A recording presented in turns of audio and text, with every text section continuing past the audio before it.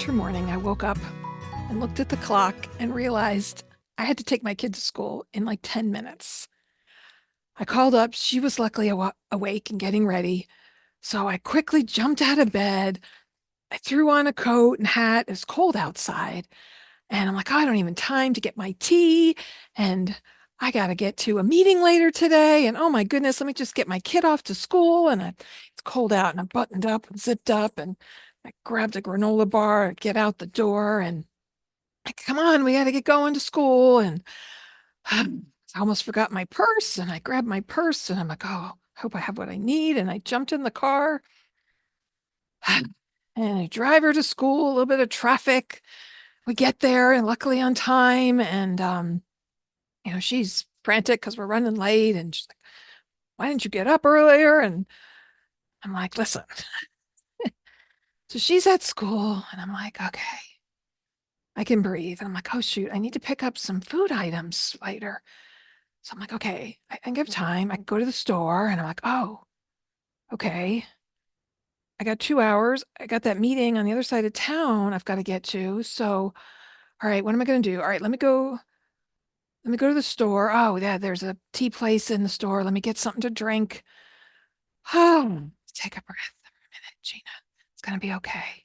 All right, go walk through the grocery store and got the different things that I needed. And I got in the car and I'm like, oh, okay, I've got some time to spare. I can just get over there early. I'll be early for my meeting. I can go in the bathroom and just freshen up a little bit. And like, okay, I can do this. I get back in the car and drive over to the building and I get out and taking some slow breaths and I go into the bathroom. I'm like, okay, I can do this. I got a meeting in just a little bit and let me go up to the sink here and gonna wash up and wait a minute.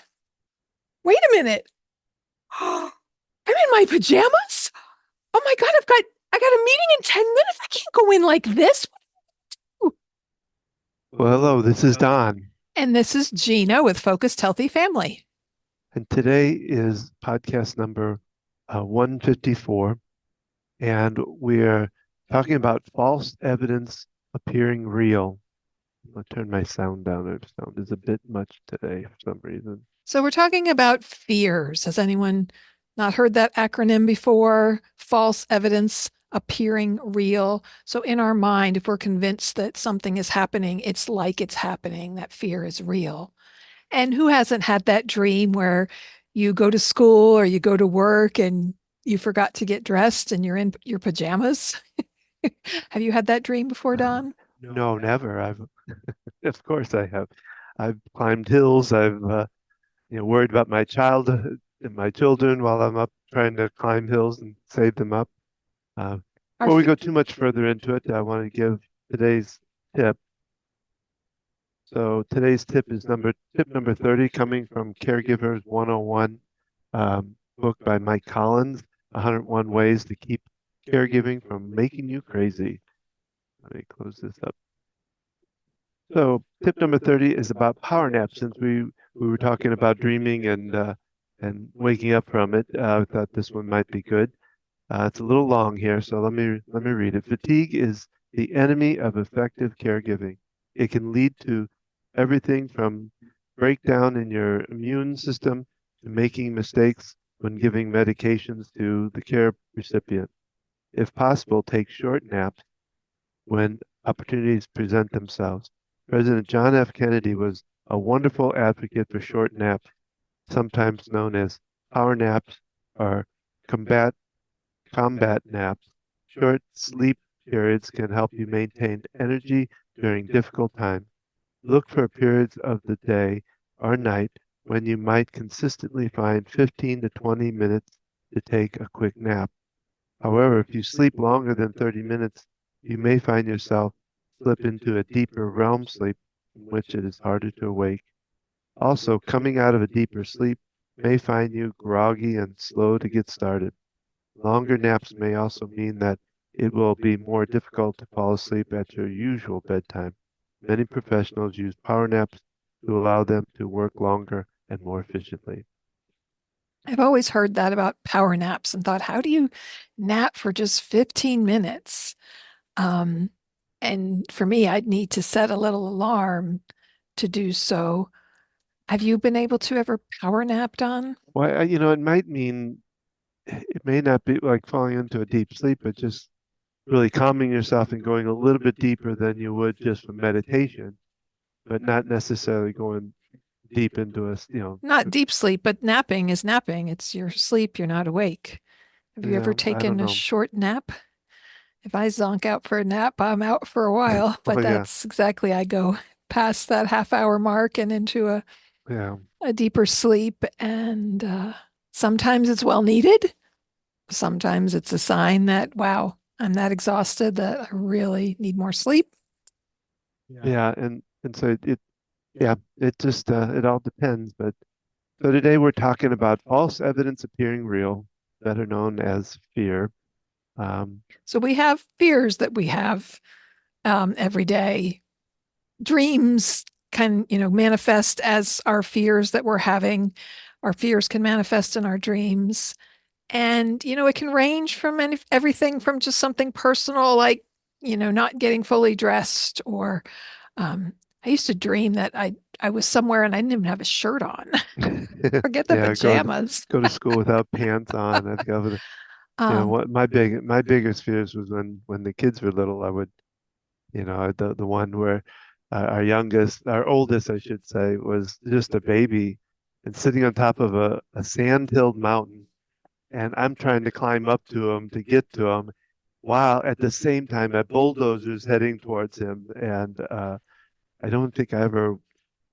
Luckily, I think I woke up before I got too far with that, but that would have been not been one of my favorite things I to remember deal you with. telling me at the time it used to really panic you, and Yeah, I don't. interesting dream, as you were mostly a stay-at-home dad in those early years with our firstborn child. But we have fears every day, even, not in our dreams, but we worry, are we going to, do well on an interview? Are we going to be the best parent we can be? Are we going to mess up making a choice for our loved ones? If we have to step in and decide where they're going to live, even where they're going to go to short-term rehab, caregivers that you're going to bring in, am I going to make the wrong decision?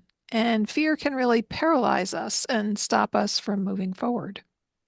Well, and what I did a little bit of lookup of some of the fears. I focused towards the aging population, but a lot of them fit everybody in a way. But the one of the first ones they talk about is financial fears. I mean, and it's not just one type of financial fears. It's, are they going to have enough for retirement?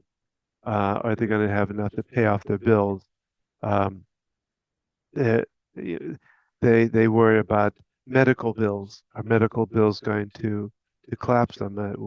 We've seen some of that kind of stuff, even ourselves, that you get medical bills, and we've had a lot of good success with companies come in and help us to cover those, But yeah, even if you but they have can a health be. insurance plan, you might have other costs associated with copays that can really add up over time. If it covers 80%, 20% can be a lot of money if you're in the cardiac intensive Oh care yeah, unit for six my gosh, days or my last one was 12 a hundred days. and thirty thousand dollars, of medical bills, and so far we haven't seen what our part of it is, but it's going to be probably be 3 or 4 thousand, maybe, possibly.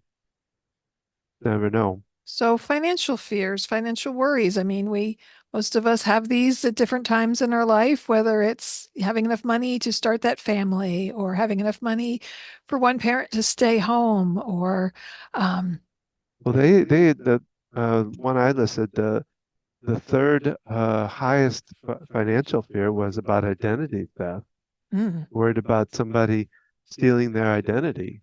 And that is so common. The senior population is being targeted actively with Yeah. all kinds of false scams, clicking on an email, taking you. I mean, it can be that simple.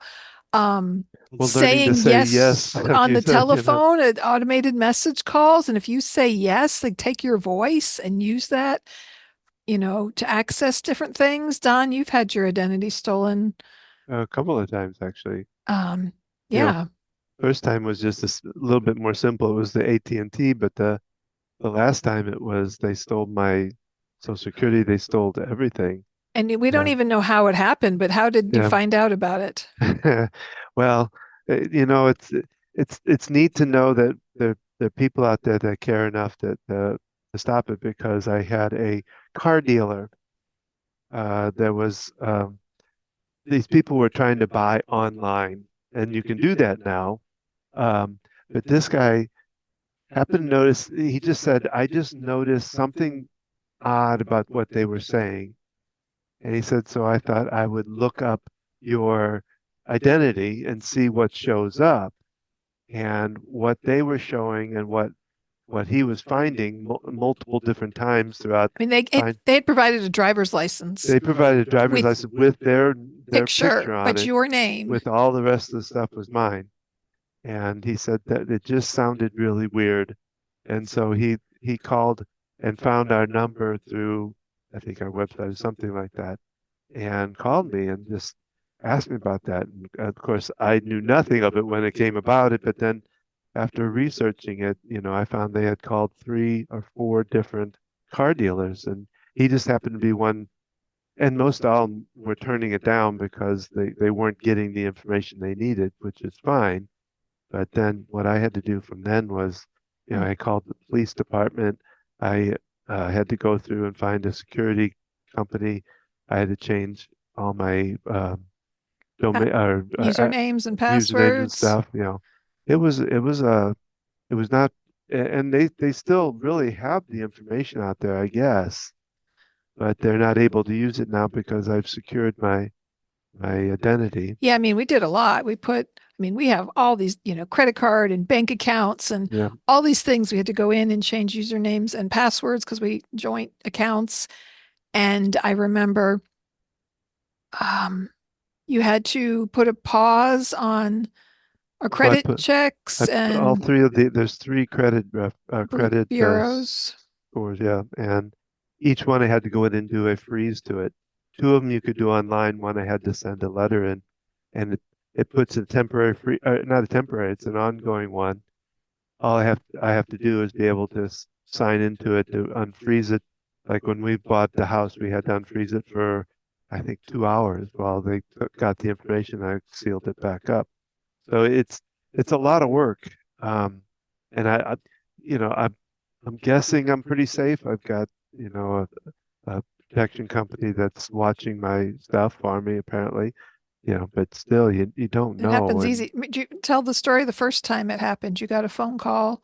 it, It, it they was said they from were AT&T. AT&T, and I'm trying to remember. I They don't think they needed, got Social Security, but they they got, said, give me your phone number. We need you to send this password to us we yeah. have to fix your account. And he does all this at the time. And at the time we had AT&T for our internet. I don't know. Whatever we had, we didn't even have We it did have one, but it wasn't for what they were calling on either. That was right. which I didn't catch on And right away. And luckily our son caught it, but they it were they was were trying to not buy a phone it and was not AT&T. They put a phone yeah. um with service plan on our bill and did all this kind of stuff. And yeah, you see these warnings out there, the phone company, they will not call you, all these different companies, they're not going to reach out to you like that. And yet it can happen quickly. I mean, that was probably 5, 6 years ago. um Well, you do have to know, like, Social Security won't call you.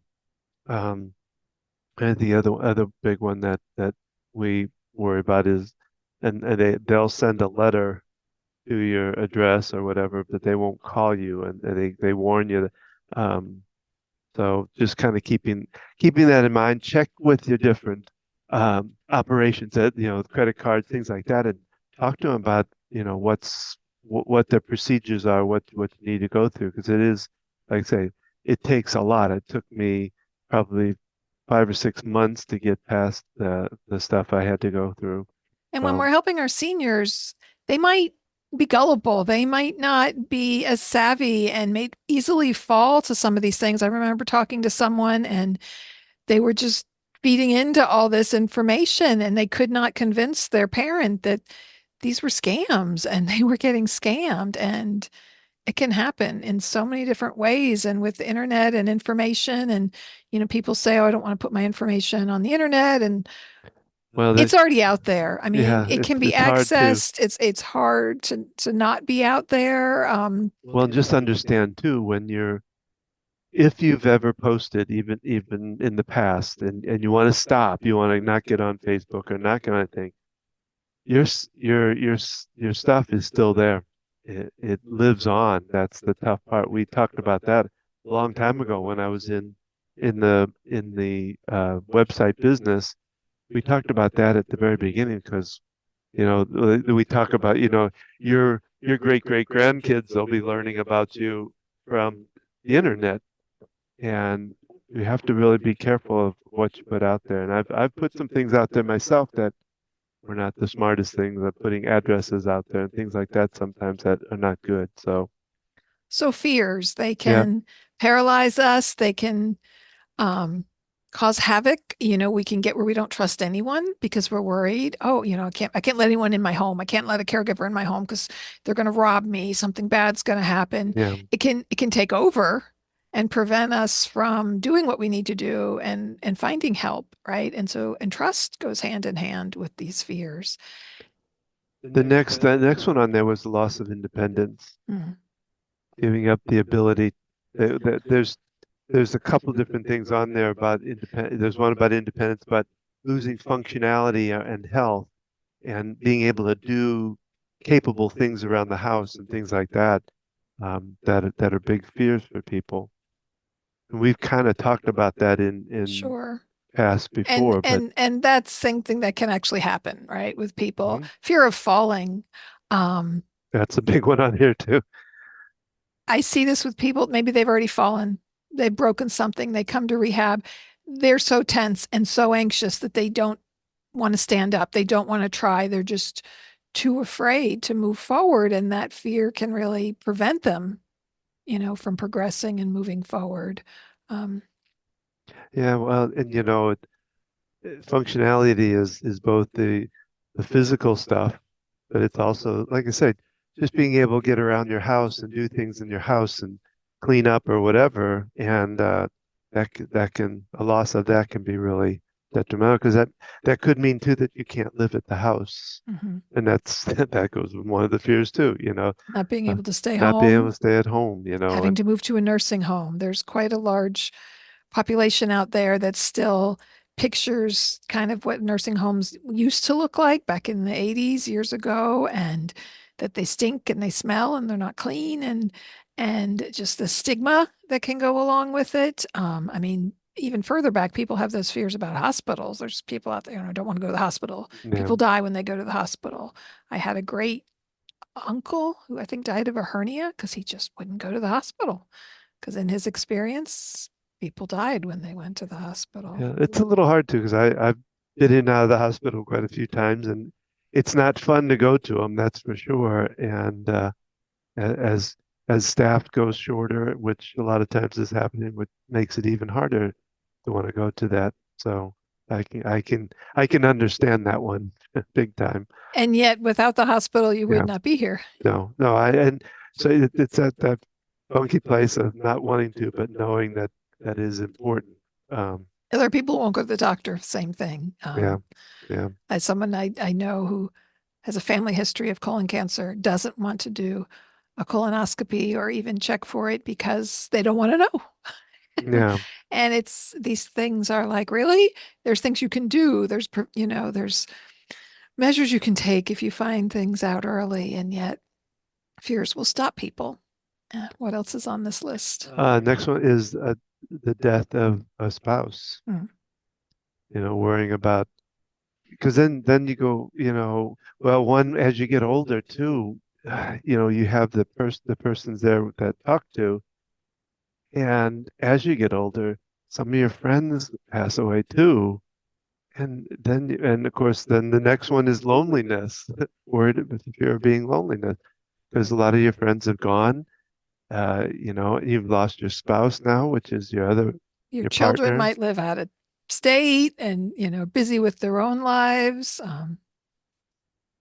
And so, are there more on this list? So, these are kind of things that seniors fear, or people as I they're mean, aging these often were fear. the top ones. I mean, because I didn't add it, like I said, the functionality part. There was a lot to it as far as around the house, health functionality. All of that was part of that too. But as you get older, the fears, if you let them, they can freeze you into doing the things you need to do. And I hope for myself that I was in rehab this morning and watched some of the people there, and some of them look very fearful in what they're doing, and they're working out, but I don't know, you can just tell those persons that are I don't know, very in fear and worried about stuff. And I watched one poor guy, he was doing exercise, and I thought he was going to collapse. Mm. And I just looked at it like, uh, anyway. Were you fearful for them? Were you Yeah, I fearing was very, them not making it through? And well, the I was watching him and I'm going, and he's barely standing. We were doing some exercises at the end where you have to do, I think it was bands or something. And I'm just watching it. I'm going, God, I hope he doesn't collapse during this, but he made it out fine. And I didn't see him there today, so I'm not sure, but anyway. thinking about other fears, I have a grandparent no longer living, but was so afraid of flying. His daughter was a flight attendant for a while, and they could have flown places for free. And he didn't want to go anywhere. He was afraid of flying. I remember visiting at their house, and he'd be like, walk on the other side of the street. Don't walk on this side of the sidewalk because there's an overhead power line, and overhead power lines can fall down. And just, you're going to watch the corners, and even the corner of a piece of paper, you can get a cut. And just this Yeah, he long leave it list of alone. things. And he didn't go places. He didn't venture out to do a lot of different How did they things. come to our wedding? That, I think about that because he came down. He Probably one of my Did uncles you drove drive them. down? Okay. I can't Probably, remember. probably one of my uncles drove him down. I can imagine that trip was kind of long because he was even fearful in the car and I can remember him telling your grandmother to slow down or yeah. He was overly cautious, yeah, driving, and I love him dearly. Um, yeah, they stayed with us when my parents went out of town one time. We were teenagers, but and I had him drive me to work, which was not even 10 minutes away. And I was late because we didn't leave in enough time because that's how slow I could have walked there quicker.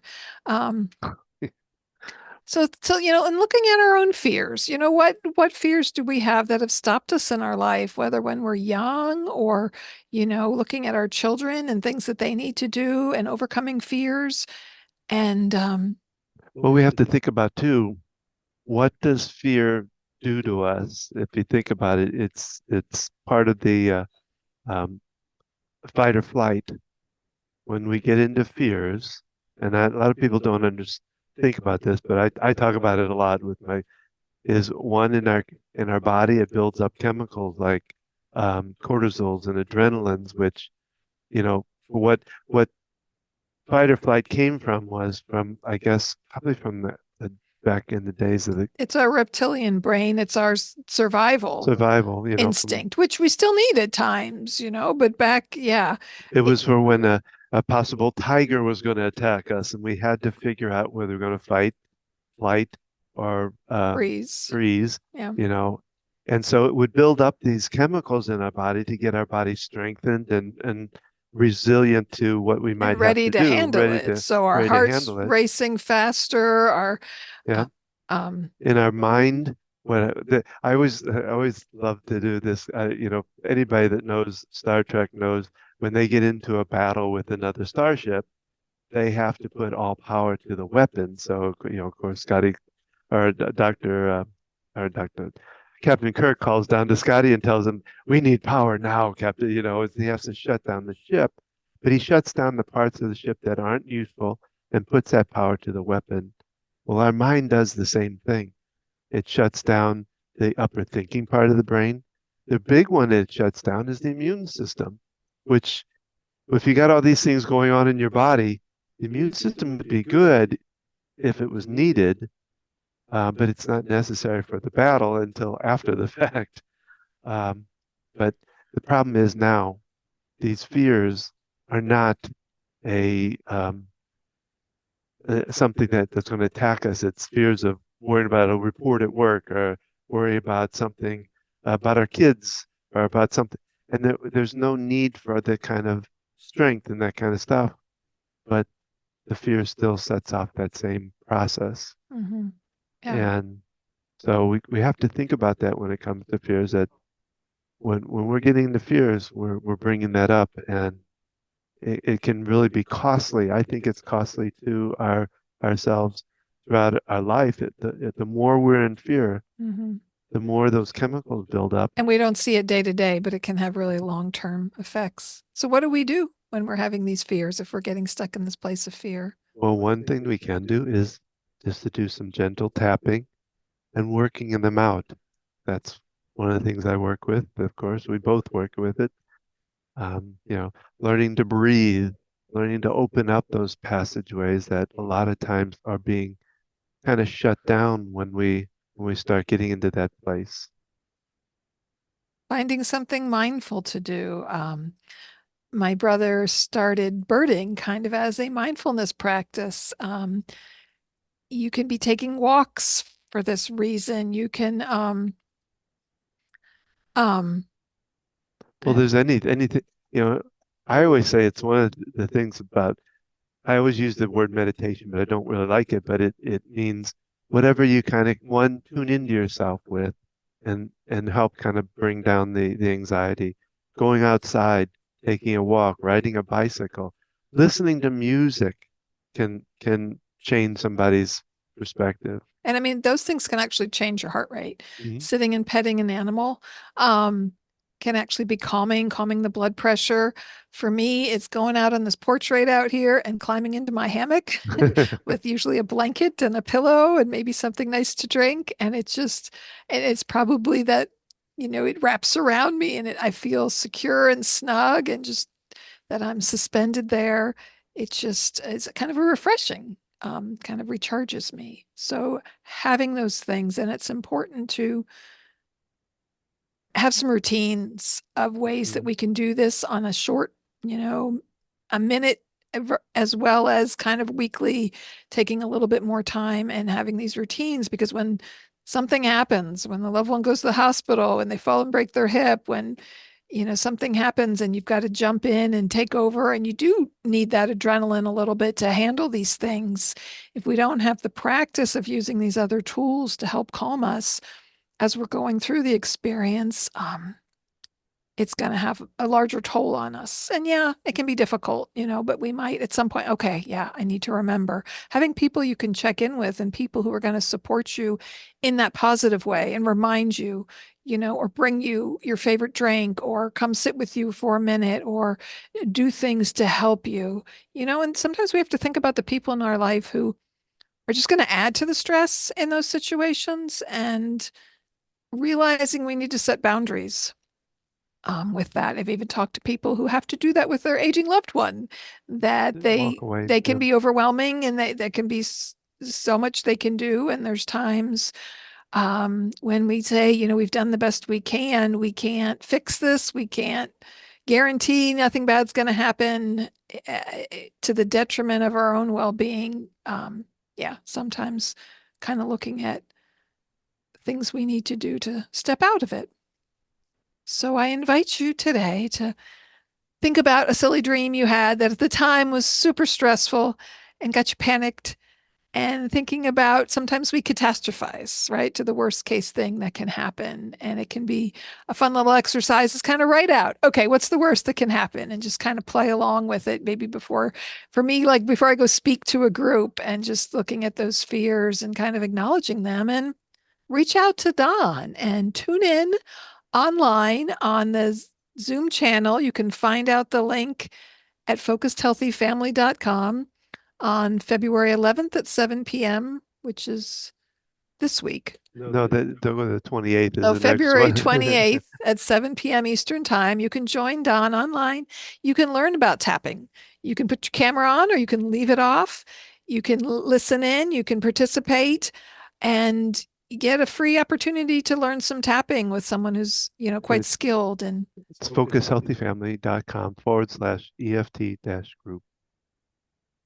be sure to tune into our other podcast, thinking about caring for the caregiver. We did a lot when we first kicked off this podcast, going on almost 3 years ago. And check out, we can share some links in the notes to some other podcasts with Rita Gardner and, simple self-care and some other tips and things that we can do to care for ourselves, to support ourselves, to minimize stress and fear. Thank you for joining us today with our podcast. We'd love to hear from you. Please take the time to share this podcast with a friend, with someone you know who might benefit from this information. Subscribe, give us a like, and check out what else we have to offer at focusedhealthyfamily.com. You can find our upcoming Ask the OTs there, the EFT tapping sessions.